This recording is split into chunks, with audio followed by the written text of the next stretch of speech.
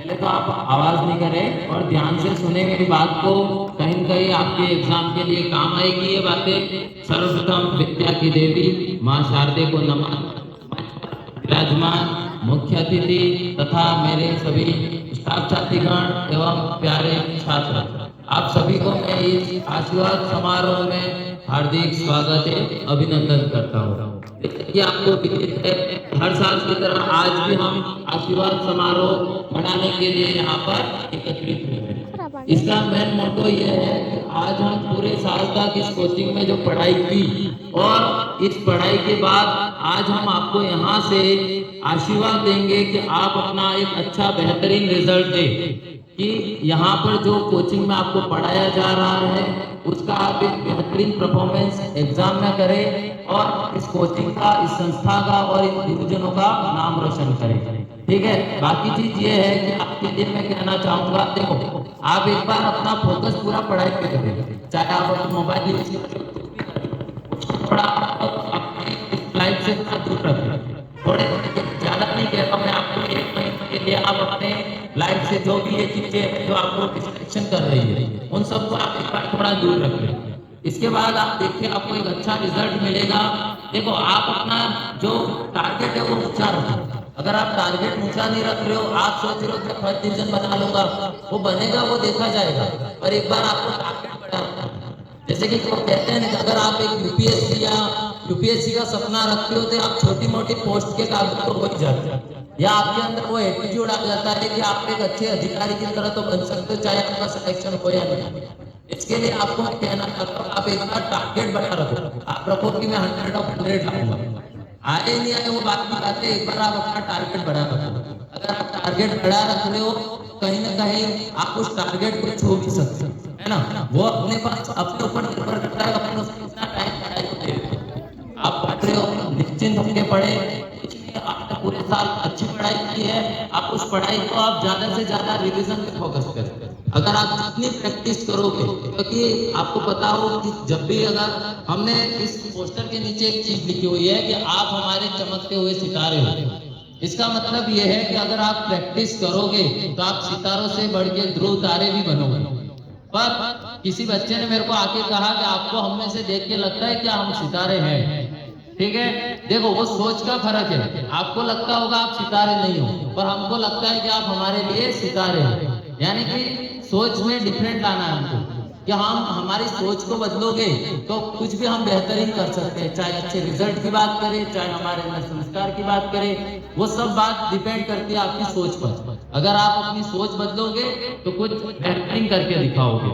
मैं उन सभी बोर्ड क्लास के स्टूडेंट से निवेदन करता हूँ, आप अभी से अपनी लगन के साथ जितना आपको पढ़ाया है नया पढ़ने की कोशिश ना करें, जितना पढ़ा है उसको अच्छे से रिवीजन करें, क्योंकि अपने पास टाइम कम है अभी। और जो पेपर चला जाता है, सर ने कहा कि आप उस पेपर की टेंशन मत करो, क्योंकि आपको पता है कि हमने अच्छी मेहनत की है तो रिजल्ट अच्छे ही आएगा।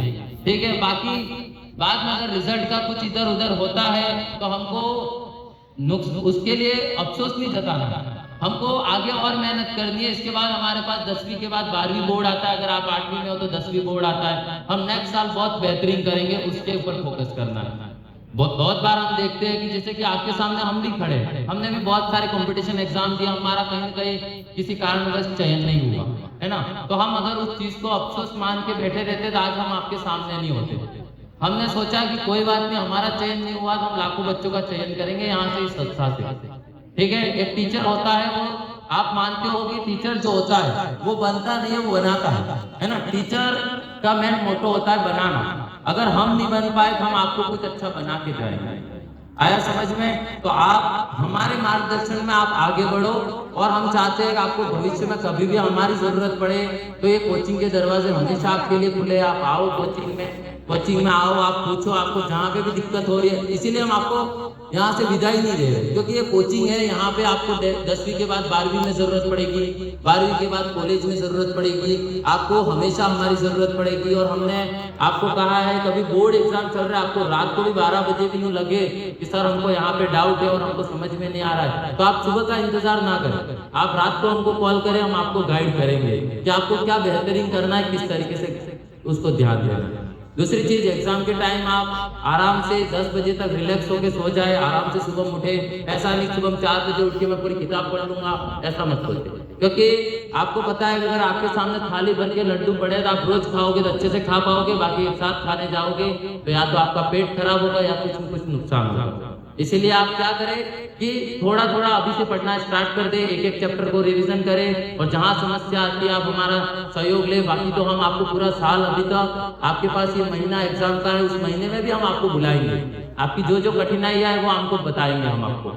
बाकी आप देखो, आप यहाँ आके बहुत सारी मस्तियां भी करते हो, हमने कभी कुछ आपको भला बुरा कहा भी होगा, क्योंकि ये तो हमारा फर्ज होता है कि हम आपको सुधारने का काम करते हैं। चाहे आपने हमको कभी बुरा भी कहा होगा तो भी हमने मन पे नहीं लाते कि बच्चे हैं, हम तो शिक्षक है, अगर हम मन पे लाके हम आपको नहीं पढ़ाएंगे तो ऐसा तो पॉसिबिलिटी है ना।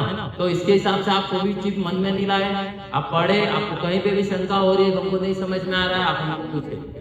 दूसरी चीज, अपनी माता पिताओं को, आपके जो अपने माता पिता है वो आपसे बहुत सारी उम्मीद रख के बैठे हुए। हो सकता है किसी कोई घर में अकेला होगा, उनका इकलौता बेटा होगा या इकलौती बेटी होगी, तो उनका यूँ होगा कि उनका परसेंटेज आएगा तो वो बहुत अच्छा मेरा नाम करेगा, तो उस उम्मीद से वो आपको कोचिंग भेज रहे हैं कि बच्चा अच्छा रिजल्ट दे। साथ ही आपने देखा होगा कि व्हाट्सएप पर हम स्टेटस लगाते हैं ना, तो वो स्टेटस, आपका स्टेटस बताता है कि आप कैसे हैं। तो ऐसा नहीं हो कि दूसरे आपका स्टेटस नहीं लगाए, आपके पेरेंट्स भी अफसोस करें कि मैं मेरे बच्चे का स्टेटस नहीं लगा पाया। तो उसके लिए हमको अभी तो मौका है हमारे पास। जब पानी चला जाता है इसके बाद आप कुछ भी करो कोई मतलब है ना। तो पानी अभी गया नहीं, अभी आप मेहनत करो तो हो सकता है आपका पेरेंट्स भी आपका स्टेटस लगा के गर्व करे कि मेरे बच्चे ने इतना अच्छा रिजल्ट दिया। बाकी मैं ज्यादा बात नहीं करूंगा, मैंने आपको हर टाइम जब भी मेरे को मौका मिला होगा मैंने आपको कहा होगा और कुछ न कुछ ऐसी बातें कही होगी जो आप अपने जीवन में उतारो, ठीक है। और ये भी मेरी 2-3 बातें जो है वो आप अपने जीवन में उतारो और किसी एक टीचर को या अपने कोचिंग के जो टीचर है या आपके स्कूल के कोई भी टीचर है उनको मार्गदर्शन लेकर आप अपने अच्छे परिणाम को ध्यान दें और आगे आपको क्या करना है वो लक्ष्य अभी से बना लें और एक अच्छे टारगेट के साथ आप रिवीजन करें, आपका रिजल्ट बेहतरीन रहेगा। ठीक है, धन्यवाद।